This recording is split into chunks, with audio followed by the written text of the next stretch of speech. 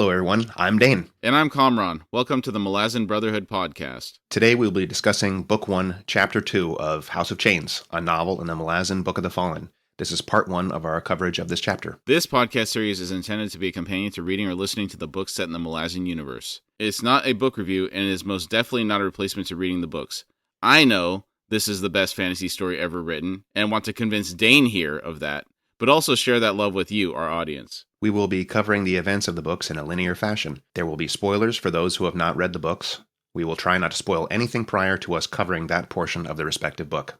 Today's episode contains extreme violence and thus is not suitable for children or... Dude, let me just rewrite this because I'm apparently Ron Burgundy. I'm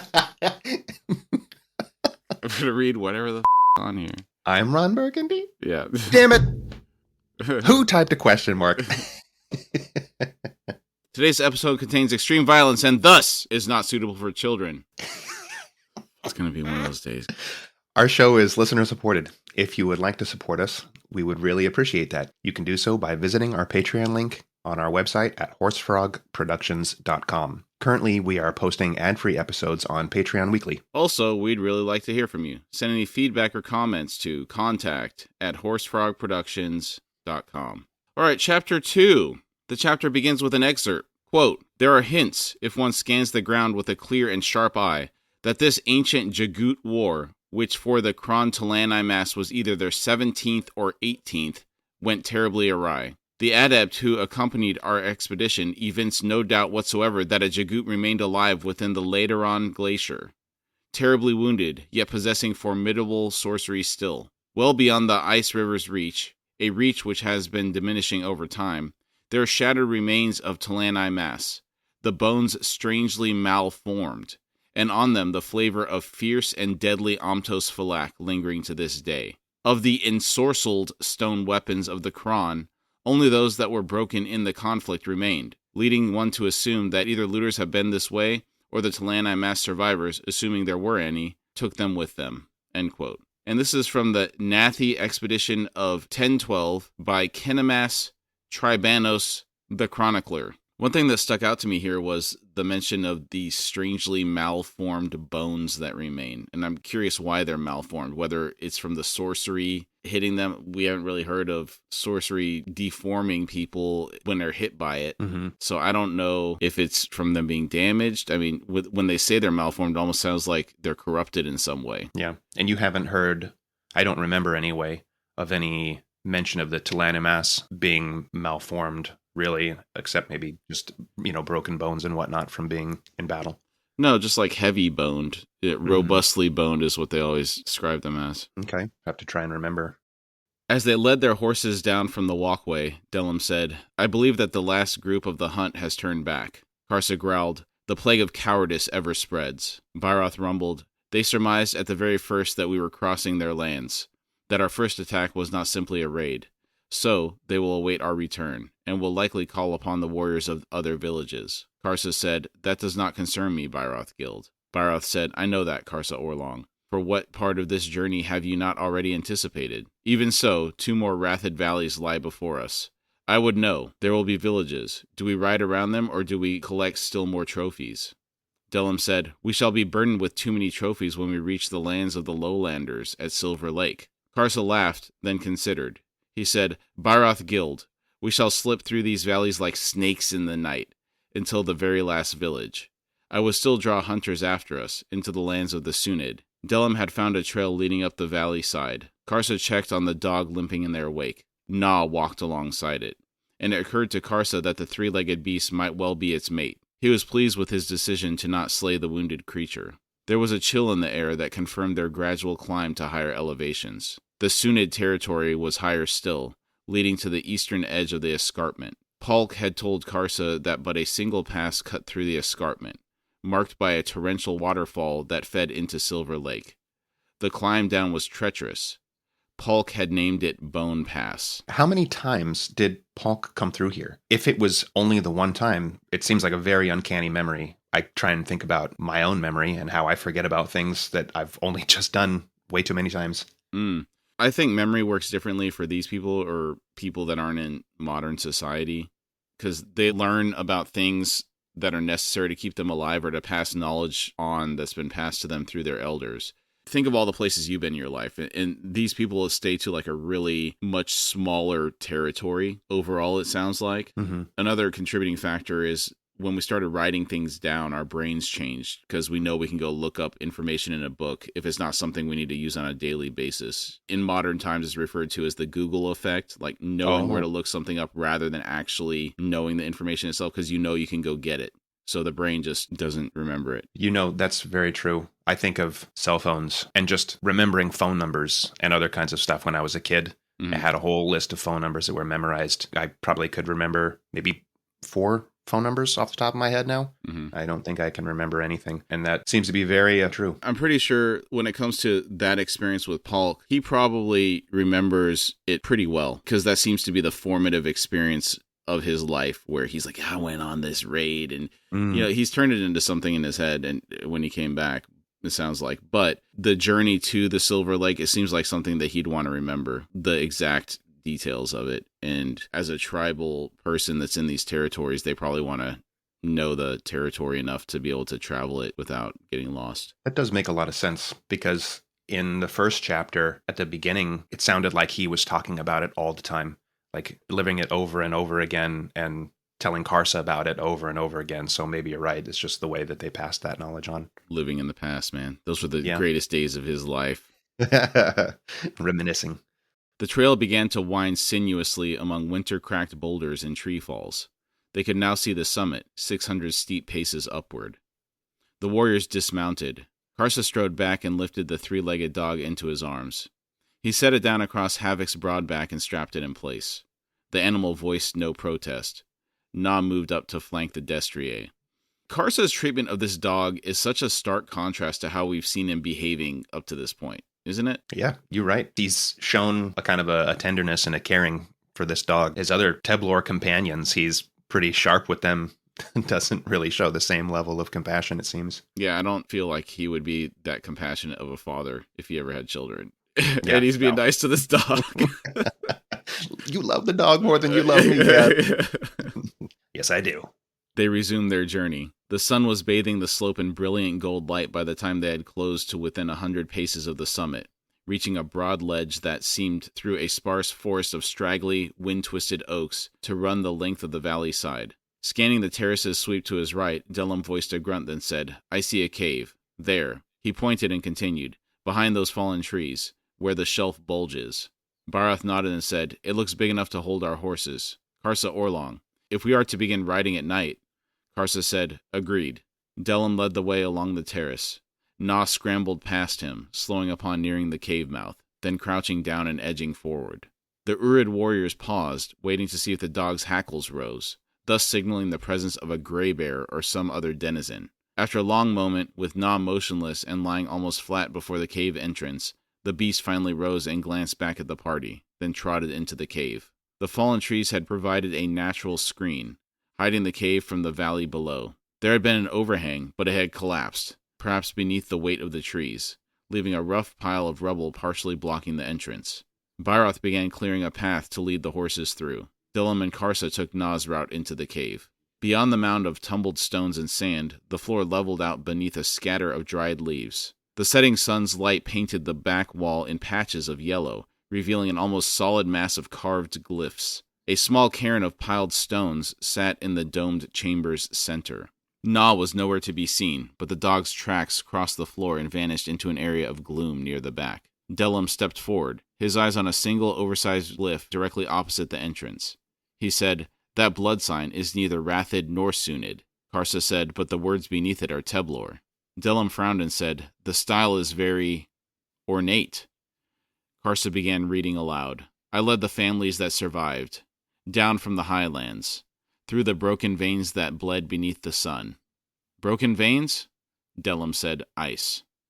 Karsa said, Bleeding beneath the sun, aye. We were so few, our blood was cloudy, and would grow cloudier still. I saw the need to shatter what remained.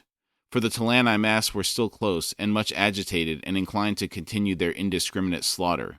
Karsa scowled and said, Talani mass? I do not know those 2 words. Dellum said, Nor I. A rival tribe, perhaps. Read on, Karsa Orlong. Your eye is quicker than mine. Karsa continued, and so I sundered husband from wife, child from parent, brother from sister. I fashioned new families and then sent them away, each to a different place. I proclaimed the laws of isolation, as given us by Icarium, who we had once sheltered and whose heart grew vast with grief upon seeing what had become of us. The laws of isolation would be our salvation, clearing the blood and strengthening our children. To all who follow and to all who shall read these words, this is my justification. That mention of Icarium caught me off guard. I wonder how long ago this was. I mean, I can't even imagine, but interesting that I guess as they're reading through these glyphs, it's still long enough to where it's out of their memory, and maybe, as we've discussed, how they pass down their memories from generation to generation, that they've never heard of Talani Mas at all. That's kind of interesting. Yeah. The fact that the Talani Mas appear to have crossed blades with the Teblor, that's interesting to me. I guess it wasn't the Jagut that they were after. They were, I guess, fighting with a lot of different people. So I wonder what caused that conflict to kick off. Mm-hmm. It seems interesting they were ready to cross swords with just about anybody, huh? Yeah, they said indiscriminate slaughter. Yeah. I guess maybe they were bloodlusted. You don't get the idea from them now that they can get bloodlusted, right? They kind of seem very passive. Yeah. What's that word? Taciturn? They seem kind of, at least now, what we've seen, it's just kind of like very even keel. Yeah, passive wasn't the right word. That's better. Again, not painting the Talani Mas as the most honorable people. I don't know. Mm-hmm. It seems like they were the bad guys in some areas. Granted, the Teblor, they're not the best either. It's hard when you start to see a little bit more of each of these races, the Talani Mas, the Jagut, these Teblor. I guess they all have little bits of their past that don't make them sound like any one of them were the best of tribes. True. I guess everybody's perpetrated some wrong against somebody else at some point. Humans also. Right. Delim said, "These words trouble me, Karsa Orlong." Karsa glanced back at Delim and said, "Why? They signify nothing of us. They are an elder's ravings. Too many words. To have carved all these letters would have taken years, and only a madman would do such a thing. A madman who was buried here, alone, driven out by his people." Delim's gaze sharpened on Karsa. He said, "Driven out? Yes, I believe you are correct, war leader. Read more. Let us hear his justification, and so judge for ourselves." Shrugging, Karsa returned his attention to the stone wall. He read, "To survive, we must forget. So Icarium told us. Those things that we had come to, those things that softened us. We must abandon them. We must dismantle our... I know not that word. And shatter each and every stone, leaving no evidence of what we had been. We must burn our... another word I don't know. And leave naught but ash. We must forget our history and seek only our most ancient of legends. Legends that told of a time when we lived simply, in the forests, hunting, culling fish from the rivers, raising horses, when our laws were those of the raider, the slayer, when all was measured by the sweep of a sword. Legends that spoke of feuds, of murders, and we must return to those terrible times, to isolate our streams of blood, to weave new, smaller nets of kinship. New threads must be born of for only with violence would they remain rare occurrences and random. To cleanse our blood, we must forget all that we were, yet find what we had once been. So the behavior that we witnessed in the last chapter was initiated by whoever wrote this, it seems like.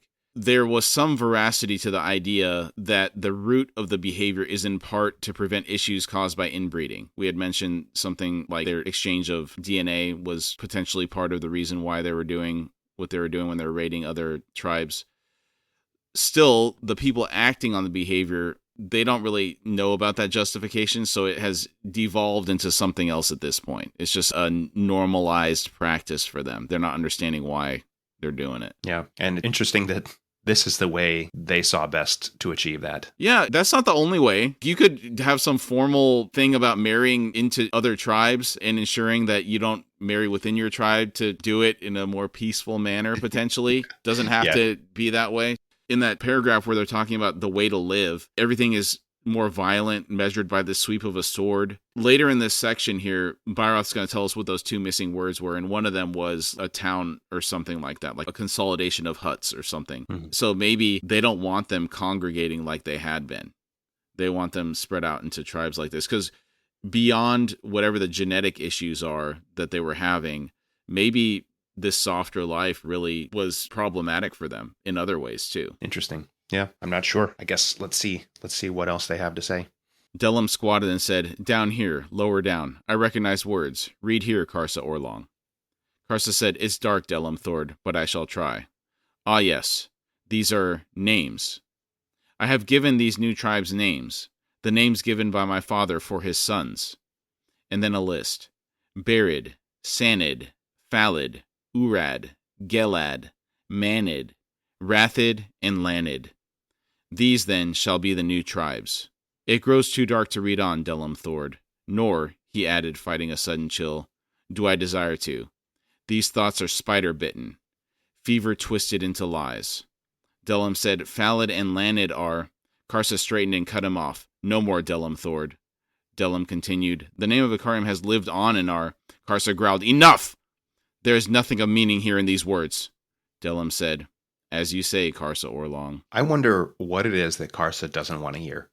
He seems quite adamant, and I wonder if his encounter with the chief's wife and the doubt that she cast on Polk's, air quotes, raid is making him start to question some of these things that he's reading. I think most people would be afraid to have their entire foundational belief on the origin of their civilization destroyed. It would be problematic. Mm-hmm. And even if they heard it, they wouldn't want to believe it, as Karsa is here. I think that could also have some factor in it. I'm not sure how seriously he's taking the words that the chief's wife said to him. He seemed outright to think she's lying, but maybe there is some seeds that have been planted there that over time the evidence is going to become enough to where he realizes the truth of what's going on.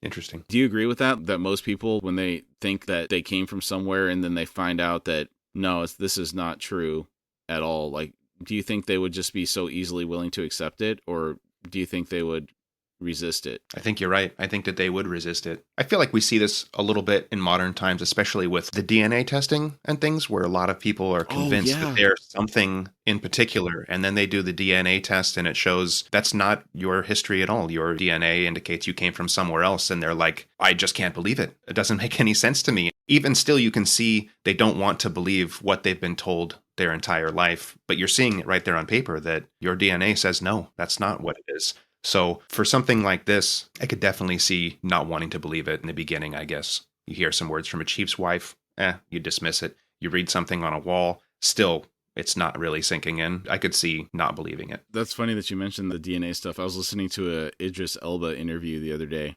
and he was talking about his dad, and he said his dad, his whole life said he was from Sierra Leone or something. And then he did a DNA test, and it was like 4% Sierra Leone, and it was like a mix of all of these sub-Saharan African cultures. Mm-hmm. It's just kind of wild, man. People, they get really tied into an identity, and then what do you do when you find out that your whole life you thought you were something, and you're like, yeah, it's like 4%. Yeah. Na emerged from the gloom, where a dark fissure was now evident to the two Teblor warriors. Delum nodded towards it and said, the carver's body lies within. Karsa sneered and said, where he no doubt crawled to die. Let us return to Bairoth. The horses can be sheltered here. We shall sleep outside. Both warriors turned and strode back to the cave mouth. Behind them, Na stood beside the cairn a moment longer. The sun had left the wall, filling the cave with shadows. In the darkness, the dog's eyes flickered. They don't want to go in and investigate more. It is killing me. It is forbidden by the war leader. I don't like it. I mean, the sense of curiosity is great, and I would just take a little peek. Just go in a little bit more. That curiosity, I want you to hold that thought in your head. We're going to circle back to that. Okay. In a little bit here. Okay. Noted. 2 nights later, they sat on their horses and looked down into the valley of the Sunid. The plan to draw Rathid pursuers after them had failed, for the last 2 villages they had come across had been long abandoned. The surrounding trails had been overgrown, and rains had taken the charcoal from the fire pits, leaving only red-rimmed black stains in the earth. And now, across the entire breadth and length of the Sunid Valley, they could see no fires. Bairoth muttered, they have fled. Delum said, but not from us. If the Sunid villages prove to be the same as those Rathid ones, this is a flight long past. Bairoth grunted and asked, where then have they gone? Karsa shrugged and said, there are Sunid valleys north of this one. 12 or more, and some to the south as well. Perhaps there is a schism.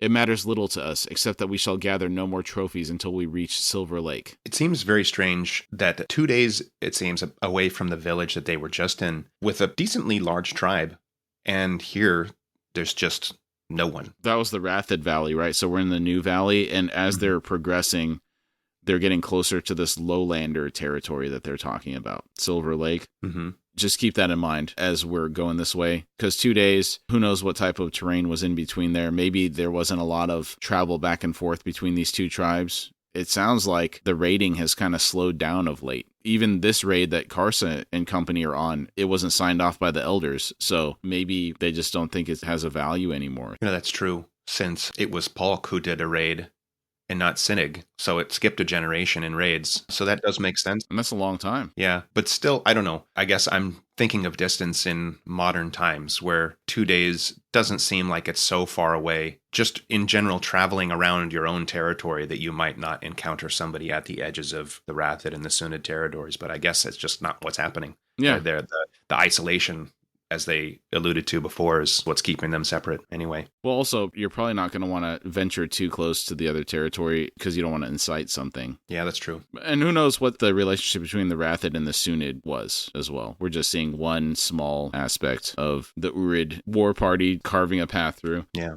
Byroth rolled his shoulders, then said, "War leader, when we reach Silver Lake, will our raid be beneath the wheel or the sun? With the valley before us empty, we could camp at night. These trails are unfamiliar, forcing us to go slowly in the dark." Karsa said, "You speak the truth, Byroth Guild. Our raid will be in daylight.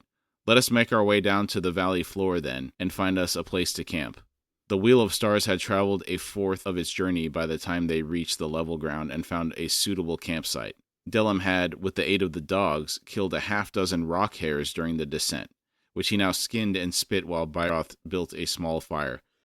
That caught me by surprise. 6 hares while they're going. That's a pretty good hunter, I would think. I would think so, too. I mean, when you see hares outside, I had some family in Wyoming. They're quick, throwing a rock or shooting arrows or whatever it is that he's doing to kill him, or if it's just, sicking the dogs on him. Still, that's a pretty high percentage, it seems. Did a little coursing. I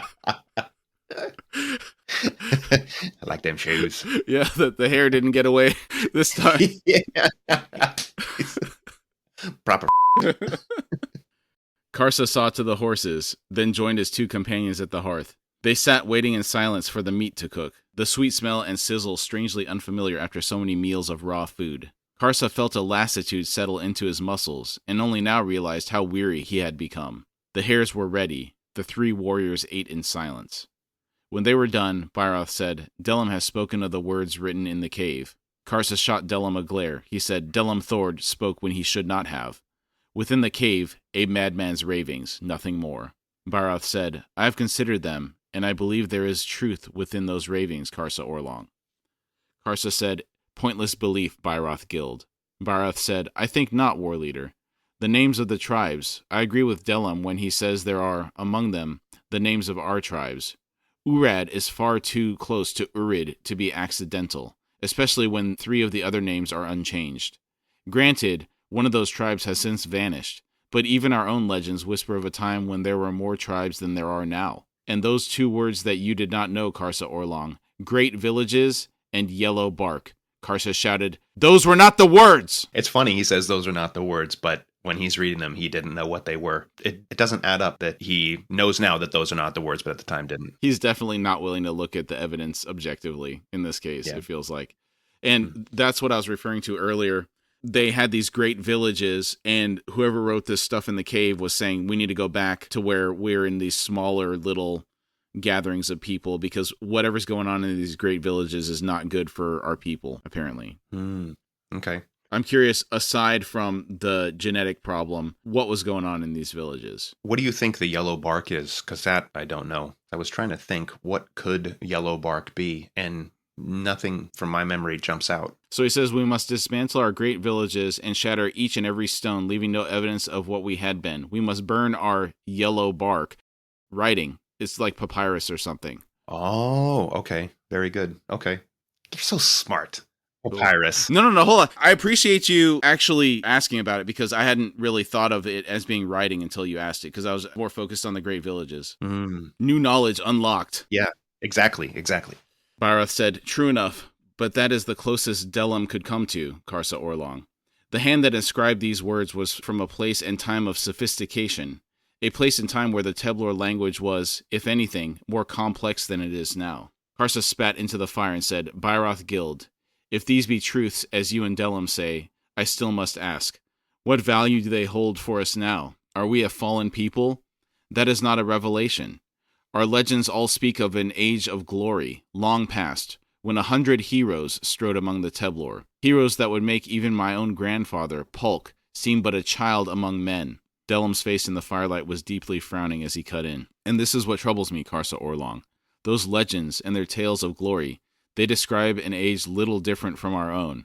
Aye, more heroes, greater deeds, but essentially the same, in the manner of how we lived. Indeed, it often seems that the very point of those tales is one of instruction, a code of behavior, the proper way of being a Teblor.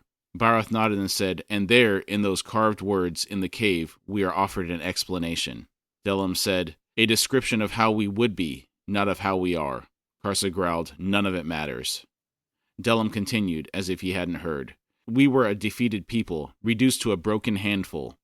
He looked up, met Karsa's eyes across the fire, and said, how many of our brothers and sisters who are given to the faces in the rock, how many of them were born flawed in some way? Too many fingers and toes, mouths with no palates, faces with no eyes. We've seen the same among our dogs and horses, war leader. Defects come of inbreeding. That is a truth. The elder in the cave, he knew what threatened our people, so he fashioned a means of separating us, of slowly clearing our cloudy blood, and he was cast out as a betrayer of the Teblor. We were witness in that cave to an ancient crime. Is Delim saying that the elder was somehow trying to clear the blood by isolating them, which is causing the inbreeding? I feel like I'm missing something because separating them is only going to induce the inbreeding, no? Let's separate where they were when he separated them from where they are today. When he separated them, they said they're a defeated people, so maybe their numbers were greatly reduced, and there was already signs of this inbreeding problem. He said, separated husband from wife, the children from the parents, and he made new tribes, probably mixing them as much as he could, the genetic lines into each tribe, to try to clear out whatever inbreeding issues they were having. And then now, there isn't enough of the tribal raiding going on for the intermixing to happen anymore. That was the piece I was missing. There's already inbreeding happening, so he's now separating to try and weed that out. And then, as he says, to institute the raiding and stuff like that to kind of make up for it. Now it's coming together. This kind of explains why so many siblings are given to the faces in the rock. We didn't really understand that at the beginning. We thought they were perfectly healthy kids. Mm-hmm. And now it turns out, no, they're having this issue. And it reminds me of 300. When the boy was born, like all Spartans, he was inspected. If he'd been small or puny or sickly or misshapen, he would have been discarded. Great reading. Yeah, true. That's a very good reference. Yeah. Byroth said, we are fallen, then laughed. Delim's gaze snapped to him. He asked, and what is it that you find so funny, Byroth Guild? Byroth said, if I must needs explain, Delim Thord, then there is no point. Byroth's laughter had chilled Karsa, who said, you have both failed to grasp the true meaning of all this. Byroth grunted and said, the meaning you said did not exist, Karsa Orlong? Karsa resumed, the fallen know but one challenge, and that is to rise once more. The Teblor were once few, once defeated, so be it. We are no longer few, nor have we known defeat since that time. Who from the lowlands dares venture into our territories? Time has come, I now say, to face the challenge. The Teblor must rise once more. Byroth sneered and said, and who will lead us? Who will unite the tribes? I wonder. Delim rumbled, hold, eyes glittering. He went on, Byroth Guild, from you I now hear unseemly envy. With what we three have done, with what our war leader has already achieved, tell me, Byroth Guild, do the shadows of the ancient heroes still devour us whole? I say they do not. Karsa Orlong now walks among those heroes, and we walk with him. Byroth slowly leaned back, stretching his legs out beside the hearth. He said, as you say, Delim Thord. The flickering light revealed a broad smile that seemed directed into the flames. He continued, who from the lowlands dares venture into our territories? Karsa Orlong, we travel an empty valley, empty of Teblor, aye. But what has driven them away? It may be that defeat stalks the formidable Teblor once more. Byroth really knows how to push some buttons. This isn't the first time that we've seen this either. And not that what he's saying is really untrue either. He's definitely a perpetual dissenter. And to be fair, Karsa does need someone intelligent to balance out his weak spots. Yeah, I like it. I mean, the interaction between the two, it's fantastic dialogue. I like it. Feels a little bit like the player haters ball. I guess it's not as overt. It's just kind of like a mild subversion, constantly just this undercurrent of stuff he's throwing at Karsa. Yeah, definitely subtle. But the problem is he's right. Because in a war party, you have a leader. You should not be undermining the leader so much. If you didn't believe in the leader, you should not have chosen to go on the journey. That's a very interesting point, because through this all, he's acting the same way. And it does make you wonder, if he feels this way about Karsa from the onset, why continue to go along? There was a long moment when none of the three spoke. Then Delim added another stick to the fire. He said, "It may be that there are no heroes among the Sunid." Barath laughed and said, "True. Among all the Teblor, there are but 3 heroes. Will that be enough, do you think?" Karsa snapped. 3 is better than 2, but if need be, 2 will suffice. Barath said, "I pray to the 7, Karsa Orlong, that your mind ever remain free of doubt." Karsa realized that his hands had closed on the grip of his sword. He said, "Ah, that's your thought, then. The son of the father. Am I being accused of Sinig's weakness?" Barath studied Karsa, then slowly shook his head and said, "Your father is not weak, Karsa Orlong. If there are doubts to speak of here and now, they concern Palk and his heroic raid to Silver Lake." This is true. Karsa needs to understand this, even if he's not willing to hear it. Yeah. Right here again, Byroth is pointing that out. The chief's wife, again, as we've mentioned, pointed that out. You would think, I guess, enough times it's got to start to sink in a little bit. It depends on how much Karsa's willing to dig his feet into this. He was raised on these legends. Yeah. His grandfather is his hero. I guess if he wants to remain beef-headed, then that is that. Yeah. Karsa was on his feet, the bloodwood sword in his hands. Barath made no move. He quietly said, "You do not see what I see. There is the potential within you, Karsa Orlong, to be your father's son. I lied earlier when I said I prayed that you would remain free of doubt. I pray for the very opposite, war leader. I pray that doubt comes to you, that it tempers you with its wisdom. Those heroes in our legends, Karsa Orlong, they were terrible. They were monsters, for they were strangers to uncertainty." Karsa said, "Stand before me, Barath Guild, for I will not kill you whilst your sword remains at your side." Barath said, "I will not, Karsa Orlong. The straw is on my back, and you are not my enemy." Delim moved forward with his hands full of earth, which he dropped onto the fire between the 2 other men, then muttered, "It is late, and it may be as Barath suggests, that we are not as alone in this valley as we believe ourselves to be. At the very least, there may be watchers on the other side. War leader, there have been many words this night. Let us leave the spilling of blood for our true enemies." Karsa remained standing, glaring down at Barath Guild. He growled, "Words, yes. And for the words he has spoken, Barath Guild must apologize." Barath said, "I, Barath Guild, beg forgiveness for my words. Now, Karsa Orlong, will you put away your sword?" Karsa said, "You were warned. I will not be so easily appeased next time." Barath said, "I am warned." There's so much here to chew on. It's like another great section. You're just given more little bits of information, enough to keep you hooked in, but not completely spelling it out right. And for me, as a first-time reader, it really piques your interest. And just, again, as I just said, the dialogue between these two, it's always very enjoyable to read. I agree. The bits of info from the cave building, their history, and introducing Ikariam into the mix, that was interesting. There's the mystery around the disappearance of the Sunid tribes. I love it. It's another thing where he's just sprinkling all these little pieces of information here. It's like piecing together a mystery of what happened to these people. It does draw you in. Mm-hmm. Regarding the way that they talk to each other, there's a very formal manner in which they address each other. Compare that to the way Picker or some of the other Malazan Marines speak to each other. Completely informal, they're barely intelligible half the time. It's almost like a Shakespearean play, the way they talk to each other. For a fallen people, I guess they seem to have very little slang, and it's very formal. Yeah, formal, literal, it seems, yeah. Grasses and saplings had reclaimed the Sunid village. The trails leading to and from it had almost vanished beneath brambles, but here and there, among the stone foundations of the circular houses, the signs of fire and violence could be seen. Delim dismounted and began poking about the ruins. It was only a few moments before he found the first bones. Barath grunted, then said, "A raiding party, one that left no survivors." Delim straightened with a splintered arrow shaft in his hands. He said, "Lowlanders." The Sunid keep few dogs, else they would not have been so unprepared. Karsa said, We now take upon ourselves not a raid, but a war. We journey to Silver Lake not as Urid, but as Teblor, and we shall deliver vengeance. He dismounted and removed from the saddle pack 4 hard leather sheaths, which he began strapping onto Havoc's legs to protect the horse from the brambles. The other 2 warriors followed suit. When he was done, Delim said, Lead us, war leader, swinging himself onto his destrier's back. Karsa collected the 3-legged dog and laid it down once more behind Havoc's withers. He regained his seat and looked to Byroth, who also remounted.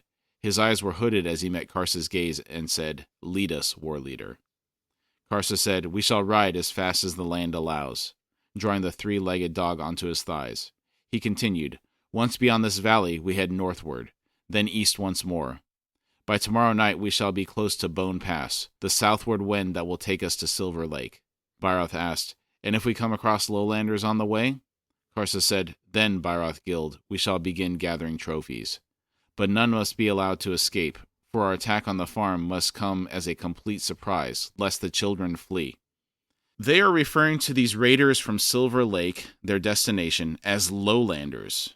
And it seems that they are not Teblor based on the way they speak of them. Mm-hmm. There's another one of those things in the first chapter when they are talking about children that continues to confuse me. It's, lowlanders, children. It still isn't 100% clear to me reading through this the first time. Now, to be clear, you're referring to the first time you read the books. The first time I read through, yeah, correct. They skirted the village until they came to a trail that led them into the forest. Beneath the trees, there was less undergrowth, allowing them to ride at a slow canter. Before long, the trail began climbing the valley side. By dusk, they reached the summit. Horses steaming beneath them, the 3 warriors reined in. They had come to the edge of an escarpment. To the north and east, and still bathed in golden sunlight, the horizon was a jagged line of mountains, their peaks capped in snow with rivers of white stretching down their flanks. Directly before them, after a sheer drop of 300 or more paces, lay a vast forested basin. Delim said, I see no fires, scanning the shadow-draped valley. Karsa said, We must now skirt this edge, northward. There are no trails breaking the cliffside here. Delim said, The horses need rest, but we are highly visible here, war leader. Karsa said, We shall walk them on then, and dismounted. When he set the 3-legged dog onto the ground, Na moved up alongside her. Karsa collected Havoc's single rein. A game trail followed the ridgeline along the top for another 30 paces before dropping slightly, sufficient to remove the silhouette they made against the sky. They continued on until the Wheel of Stars had completed a 1/5 of its passage, whereupon they found a high-walled cul-de-sac just off the trail in which to make camp. Delim began preparing the meal while Byroth rubbed down the horses. Taking Na and his mate with him, Karsa scouted the path ahead. Thus far, the only tracks they had seen were those from mountain goats and wild sheep. The ridge had begun a slow, broken descent, and he knew that, somewhere ahead, there would be a river carrying the runoff from the north range of mountains, and a waterfall cutting a notch into the escarpment's cliffside. Both dogs shied suddenly in the gloom, bumping into Karsa's legs as they backed away from another dead end to the left. Laying a hand down to calm Na, he found the beast trembling. Karsa drew his sword. He sniffed the air but could smell nothing awry, nor was there any sound from the dark-shrouded dead end, and Karsa was close enough to hear breathing had there been anyone hiding in it. He edged forward. A massive, flat slab dominated the stone floor, leaving only a forearm's space on the 3 sides where rose the rock walls. The surface of the slab was unadorned, but a faint gray light seemed to emanate from the stone itself. Karsa moved closer, then slowly crouched down before the lone, motionless hand jutting from the slab's nearmost edge. It was gaunt, yet whole, the skin a milky blue-green, the nails chipped and ragged, the fingers patched in white dust. Every space within reach of that hand was etched in grooves, cut deep into the stone floor, as deep as the fingers could reach, in a chaotic, cross-hatched pattern. The hand, Karsa could see, was neither Teblor nor Lowlander, but in size somewhere in between, the bones prominent, the fingers narrow and overlong, and seeming to bear far too many joints. This is an incredible image, and I had kind of forgotten about this, but as my memories are coming back to me, kind of getting goosebumps, and the light emanating from the stone, the way the hand is described and everything, just... Yeah, what type of creature can be pinned by a stone this heavy and still live? Yeah. Also, the ability to gouge the rock with its fingers. This is definitely a core image from the series. This whole scene right here is one of the ones that I always think of in particular with this book. Yeah, this is a really, really cool scene-setting image. Something of Karsa's presence, his breath perhaps, as he leaned close in his study, was sensed, for the hand spasmed suddenly, jerking down to lie flat, fingers spread, on the rock. And Karsa now saw the unmistakable signs that animals had attacked that hand in the past. Mountain wolves and creatures yet fiercer. It had been chewed, clawed, and gnawed at, though it seemed never broken. Motionless once more, it lay pressed against the ground. Hearing footsteps behind him, Karsa rose and turned. Delim and Byroth, weapons out, made their way up the trail. Karsa strode to meet them. Byroth rumbled, "Your 2 dogs came skulking back to us." Delim whispered, "What have you found, war leader?" Karsa said, "A demon, pinned for eternity beneath that stone. It lives still." Byroth said, "The Forkasal." Karsa said, "Even so. There is much truth in our legends, it seems." Byroth moved past and approached the slab. He crouched down before the hand and studied it long in the gloom. Then he straightened and strode back. He said, "The Forkasal, the demon of the mountains, the one who sought peace." Delim said, "In the time of the spirit wars, when our old gods were young. What, Karsa Orlong, do you recall of that tale? It was so brief, nothing more than torn pieces. The elders themselves admitted that most of it had been lost long ago, before the 7 awoke." Karsa said, "Pieces. The spirit wars were 2, perhaps 3 invasions, and had little to do with the Teblor, foreign gods and demons. Their battles shook the mountains, and then but one force remained." Delim cut in, "In those tales are the only mention of Icarium. Karsa Orlong, it may be that the Talani Mass spoken of in that elder's cave belonged to the spirit wars, and that they were the victors, who then left, never to return. It may be that it was the spirit wars that shattered our people." Byroth's gaze remained on the slab. Now he spoke. "The demon must be freed." Both Karsa and Delim turned to him, struck silent by the pronouncement. Byroth continued, "Say nothing until I have finished. The Forkasal was said to have come to the place of the spirit wars, seeking to make peace between the contestants. That is one of the torn pieces of the tale. For the demon's effort, it was destroyed. That is another piece. Icarium too sought to end the war, but he arrived too late, and the victors knew they could not defeat him, so they did not even try. A third piece, Delim Thord, the words in the cave also spoke of Icarium, yes?" Delim said, "They did," Byroth gilled. "Icarium gave the Teblor the laws that ensured our survival." Byroth said, "Yet, were they able, the Talani Mass would have laid a stone on him as well." After these words, Byroth fell silent. And again, I feel like I mentioned this a couple of times already, but it's a surprising amount of knowledge that these guys have of their past. I find it very interesting. Instead of what I would expect from a younger generation, generally not caring too much about what's going on in the past. I guess it goes back to your earlier point about them having the knowledge they're supposed to have. Yeah.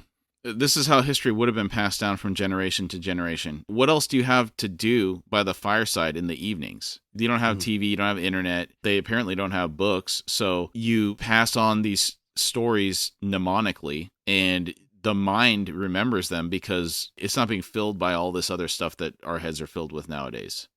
Yeah, okay. This is some great lore we're getting here. And knowing what we know from the excerpt in the beginning of the chapter, the Talani Mass came to battle a Jagut in the mountains. Then Icarium shows up. And the fact that the Talani Mass didn't even try to take on Icarium is wild. We know he's half Jagut, so it would seem that they would want to destroy him if they could. It makes me wonder what his power level is compared to someone like Raced or Panyan from the Panyan Daman. Because if they can take on these other Jagut, what makes Icarium so special? What is he mixed with? He's half-blood Jagut, I guess is the question. Where does this extra power come from? Yeah, and I guess at this point, we don't really know. We haven't seen what he's capable of. It's just kind of, when did we see him last? It was in Deadhouse Gates. Deadhouse Gates, yeah. That was the last time. And even then, you didn't see him exercise any of his power at that point. He was about to start at Tremor Lore. He got knocked out. Well, that's right. That's right. Mappo. It was starting to go that direction. They had to deal with it. Mappo had to hit him on the head. Okay. Yeah. But to see these little bits of memory, very intriguing. Karsa swung about and walked to the slab. Its luminescence was fitful in places, hinting of the sorcery's antiquity, a slow dissolution of the power invested in it. Teblor elders worked magic, but only rarely. Since the awakening of the faces in the rock, sorcery arrived as a visitation, locked within the confines of sleep or trance. The old legends spoke of vicious displays of overt magic, of dread weapons tempered with curses, but Karsa suspected these were but elaborate inventions to weave bold colors into the tales. He scowled and said, I have no understanding of this magic. Barath and Delim joined him. The hands still lay flat, motionless. Delim said, I wonder if the demon can hear our words. Barath grunted and said, even if it could, why would it understand them? The lowlanders speak a different tongue. Demons must also have their own. Delim said, yet he came to make peace. Karsa cut in, he cannot hear us. He can do no more than sense the presence of someone, of something. Shrugging, Barath crouched down beside the slab. He reached out, hesitated, then settled his palm against the stone and said, it is neither hot nor cold. Its magic is not for us. Delim said, it is not meant to ward then, only hold. Barath said, the three of us should be able to lift it. Karsa studied Barath. He asked, what do you wish to awaken here, Barath Guild? The huge warrior looked up, eyes narrowing. Then his brows rose, smiled, and said, a bringer of peace? Karsa said, there is no value in peace. Barath said, there must be peace among the Teblor, or they shall never be united. Karsa cocked his head, considering Barath's words. Delim muttered, this demon may have gone mad. How long trapped beneath this rock? Barath said, there are three of us. Delim said, yet this demon is from a time when we had been defeated, and if it was these Talani Mass who imprisoned this demon, they did so because they could not kill him. Barath Guild, we three would be as nothing to this creature. Barath said, we will have earned its gratitude. Delim said, the fever of madness knows no friends. I like Delim's assessment here. I would not be eager to free this thing. And I think when you encounter something, as they're saying, a demon, trapped under a rock, a big slab, I would think it's for a greater reason than to just walk up not really knowing all of the pieces and be like, yeah, let's lift this thing up. Let's let it out. It's interesting because a couple minutes ago, you were very curious about that cave. You kind of wanted to go back in there a little bit and do a little exploration. But what makes that different than this situation? Poke around in the darkness, that's a little bit different, but lifting up a slab with a demon under it, I mean, that's another escalation. I'm not so sure. I'm down with that one. Okay. I agree. It seems like a really bad idea to get this thing out. Yeah, well, I guess we'll find out. Both warriors looked to Karsa. He said, we cannot know the mind of a demon, but we can see one thing, and that is how it still seeks to protect itself. This lone hand has fended off all sorts of beasts. In that, I see a holding on to purpose. Barath nodded and said, the patience of an immortal. I see the same as you, Karsa Orlong. Karsa faced Delim and said, Delim Thord, do you still possess doubts? Delim said, I do, war leader. Yet I will give your effort my strength, for I see the decision in your eyes. So be it. I'm surprised that Karsa is willing to go along with this. Do you think Barath's statement that he wants to release a bringer of peace indicated to Karsa that he would need it to bring peace to the Teblor tribes to unite them? I am not sure, because from what I've seen of Karsa, it seems he believes he could do it on his own. So I don't understand why he thinks that he would need this to bring peace. It just seems like there's some missing elements or some muddled memories that would be clouding a clear decision on this. Yeah, I'm not sure. I don't know. It seems out of character for him to go along with what Barath's wanting to do. Right. And there's a couple times in this section that we're reading today where Karsa surprises me. His decision to go along with this and then his treatment of the dog, it's a side of him that we haven't seen. And maybe what it's showing is he's not just this monolithic brute. He has other aspects to him, and he has some moral framing around some of the decisions that he makes. We thought he's just like this barbaric, lawless guy that's going around sowing chaos and doing all kinds of bad behavior, but maybe there's some other underlying rules that he follows that to him are honor bound or something. Mm-hmm. He's not just one way. We're just maybe starting to see that just a little bit here. Maybe. Okay. Without another word, the three Urid positioned themselves along one side of the stone slab. They squatted, hands reaching down to grip the edge. Karsa said, with the fourth breath. The stone lifted with a grinding, grating sound, a sifting of dust. A concerted heave sent it over, to crack against the rock wall. The figure had been pinned on its side. The immense weight of the slab must have dislocated bones and crushed muscle, but it had not been enough to defeat the demon, for it had, over millennia, gouged out a rough, uneven pit for half the length of its narrow, strangely elongated body. The hand trapped beneath the body had clawed out a space for itself first, then had slowly worked grooves for the hip and shoulder. Both feet, which were bare, had managed something similar. Spider webs and the dust of the ground stone covered the figure like a dull gray shroud, and the stale air that rose from the space visibly swirled in its languid escape, heavy with a peculiar insect-like stench. The three warriors stood looking down on the demon. It had yet to move, but they could see its strangeness even so. Elongated limbs, extra-jointed, the skin stretched taut and pallid as moonlight. A mass of blue-black hair spread out from the face-down head, like fine roots forming a lattice-work across the stone floor. The demon was naked and female. The limbs spasmed. You know what image comes to mind for how these look? Even though I'm wrong, and we've been given the description, but the creepy creature from Pan's Labyrinth, the Pale Man, I don't know, that is the thing that pops into my head at this. I think that's interesting, because to me they're much more angular and grayish, closer to some of the White Walkers in Game of Thrones that we saw, because of how desiccated she is. The skin is real tight. The Pale Man seemed a little too fleshy for me. I mean, I think you're right, since it just said how emaciated it is and all that. Yeah. But I guess it's the smoothness. And as I recall, the Pale Man had like really long arms and stuff. And so maybe that's kind of one of the things that made it jump to mind. For me, it's the image of the rib cage. They always talk about the rib cage of these creatures as having what seems to be extra ribs, meaning that they can see the bones structure of them. You would have to be pretty thin to do that. And then like the White Walkers, they were almost skeletal in the way they looked, but also the same color-ish. Yeah, you're probably closer in what you're picturing in your head than I was. But to be clear, there are differences because you have to add that angular aspect to it, and it's almost like an insect-like quality to it as well. They said it smelled like insects. I don't know if that's what made me think of that, but it's also all those weird joints in the way they move. Yeah, I would love to see an image of that somebody may have drawn up for some of these things with, like you say, all the extra joints and extra ribs and stuff like that. I think these are really a cool creature in this world. Yeah. Bairoth edged closer and spoke in a low, soothing tone. You are freed, demon. We are Teblor, of the Urid tribe. If you will, we would help you. Tell us what you require. The limbs had ceased their spasming, and now but trembled. Slowly the demon lifted her head. The hand that had known an eternity of darkness slipped free from under her body, probed out over the flat stone floor. The fingertips cut across strands of hair, and those strands fell to dust. The hand settled in a way that matched its opposite. Muscles tautening along the arms, neck, and shoulders, and the demon rose, in jagged, shaking increments. She shed her hair in black sheets of dust until her pate was revealed, smooth and white.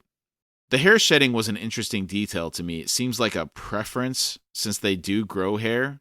Do you think she's actively shedding it by intention? That's curious. I didn't think that. I thought just from laying there, since she moved for the first time and who knows how long, that it just kind of fell out. But that's an interesting thought, that she could shed it at will and regrow it. I don't know. What would that be, even if she decided to regrow it?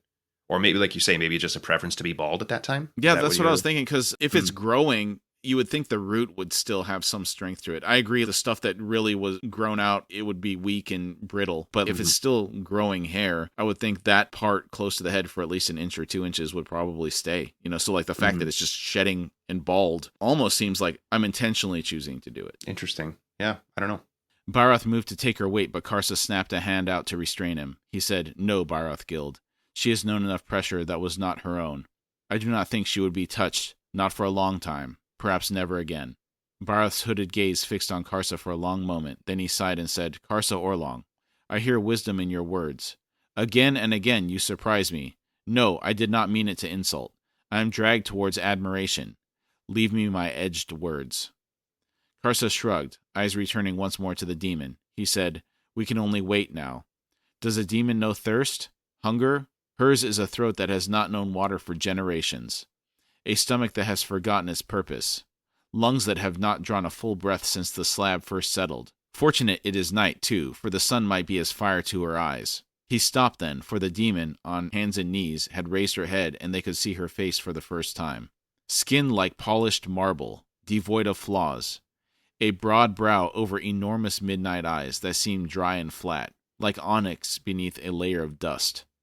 High, flaring cheekbones. A wide mouth withered and crusted with fine crystals. Delim said, "There is no water within her. None." He backed away, then set off for their camp. The woman slowly sat back on her haunches, then struggled to stand. It was difficult to just watch, but both warriors held back, tense to catch her should she fall. It seemed she noticed that, and one side of her mouth curled upward a fraction. That one twitch transformed her face, and, in response, Karsa felt a hammer blow in his chest. He thought, she mocks her own sorry condition. This, her first emotion upon being freed.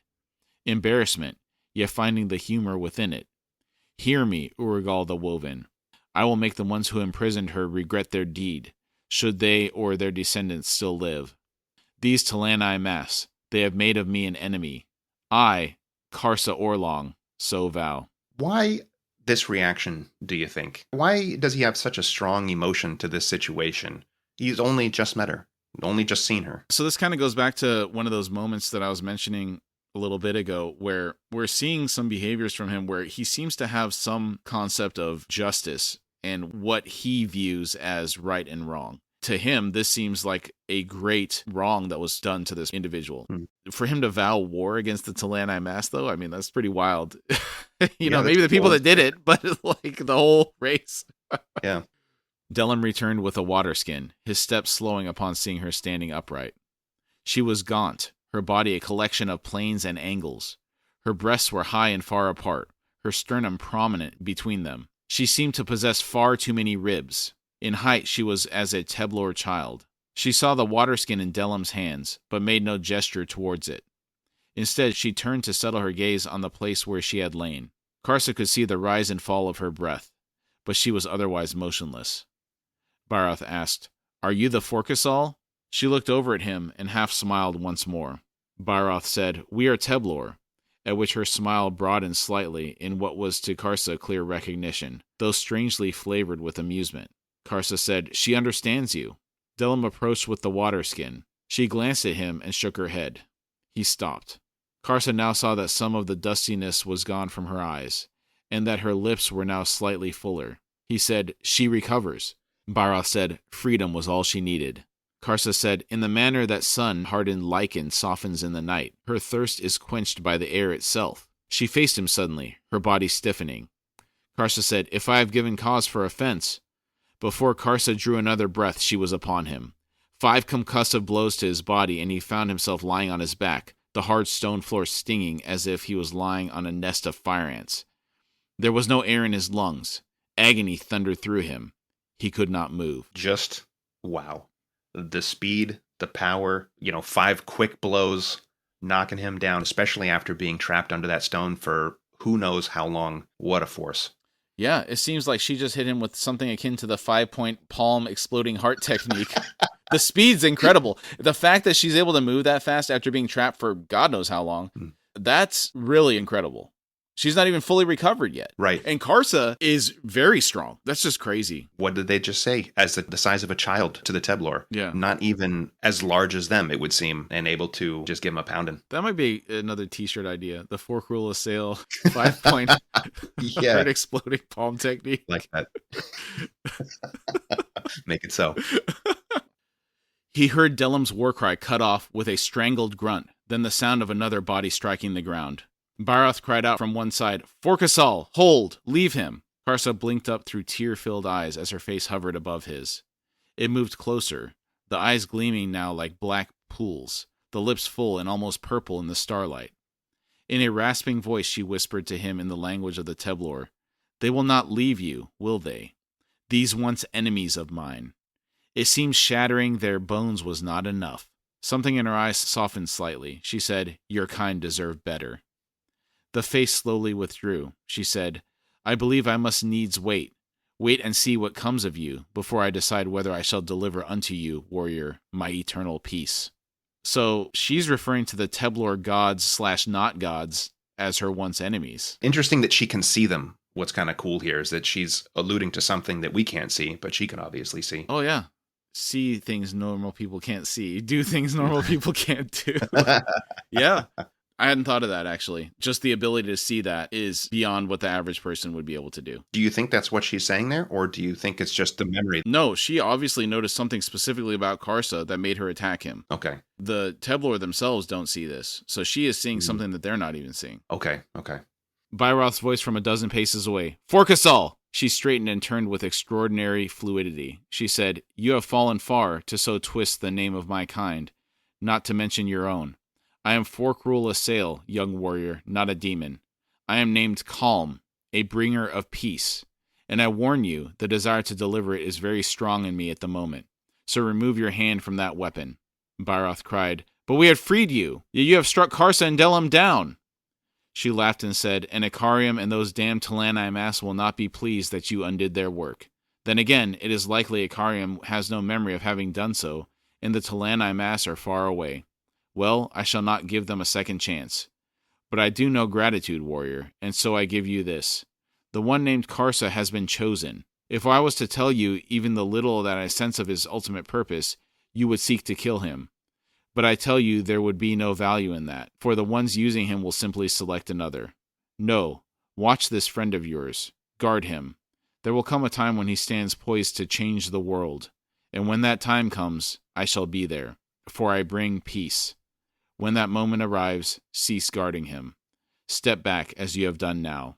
Karsa dragged a sobbing breath into his racked lungs. At a wave of nausea, he twisted onto his side and vomited onto the gritty stone floor. Between his gasping and coughing, he heard the Forkrul Assail, the woman named Calm, stride away. A moment later, Byroth knelt beside Karsa. He said, "Delim is badly hurt, war leader. There is liquid leaking from a crack in his head. Karsa Orlong, I regret freeing this creature. Delim had doubts. Yet he..." Karsa coughed and spat. Then, fighting waves of pain from his battered chest, he climbed to his feet and muttered, "You could not know, Byroth Guild," wiping the tears from his eyes. Again, Karsa surprises me, as he doesn't lash out at Byroth for his ridiculous idea to unleash this creature. Yeah, he just kind of accepts it in stride, it seems. Just a thing that happened, and we move along. It does seem a little out of character from what we've seen thus far. Yeah. Also, I get the impression that Karsa has never taken a punch like this. Absolutely not. Not necessarily he's gotten beat this bad, but like he's never even gotten knocked down in any battles. It seems like he's always been a cut above the rest of the Teblor. That's a great point. This was humbling. This had to be humbling. Yeah. Knocked down. He's vomiting. He's got tears in his eyes. I can't imagine he's ever felt this before. No. Nothing even close to it. He's going to need some time to process this, I think. Yeah. Slink off into a corner and lick his wounds. Byroth said, "War leader, I did not draw my weapon. I did not seek to protect you as did Delim Thord." Karsa growled, "Which leaves one of us healthy." He staggered over to where Delim lay across the trail. He had been thrown some distance by what looked to be a single blow. Slanting crossways across his forehead were 4 deep impressions, the skin split, yellowy liquid oozing from the punched-through bone underneath. Karsa thought, her fingertips. Delim's eyes were wide, yet cloudy with confusion. Whole sections of his face had gone slack, as if no underlying thought could hold them to an expression. Byroth joined him and said, "See, the fluid is clear. It is thought blood. Delim Thord will not come all the way back with such an injury." Karsa murmured, "No, he will not. None who lose thought blood ever do." Byroth said, "It is my fault." Karsa said, "No, Delim made a mistake, Byroth Guild. Am I killed? The Forkasol chose not to slay me. Delim should have done as you did, nothing." Byroth winced. He said, "She spoke to you, Karsa Orlong. I heard her whispering. What did she say?" Karsa said, "Little I could understand, except that the peace she brings is death." Byroth said, "Our legends have twisted with time." Karsa said, "They have, Byroth Guild. Come, we must wrap Delim's wounds. The thought blood will gather in the bandages and dry, and so clot the holes. Perhaps it will not leak so much then, and he will come some of the way back to us." The 2 warriors set off for their camp. When they arrived, they found the dogs huddled together, racked with shivering. Through the center of the clearing ran the tracks of Calm's feet, heading south.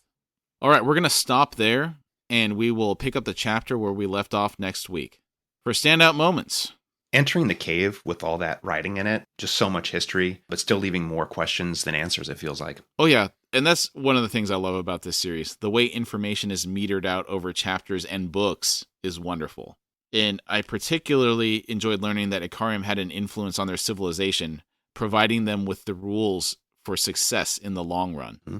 All the lore we also got through that, and then the conversations following up on that. The fact that the Teblor are fallen people, that when the Talanamas came to deal with this Jagut, they got into an altercation with the Teblor and apparently decimated them, and then caused a bunch of problems for them inbreeding, and then they had to get these rules.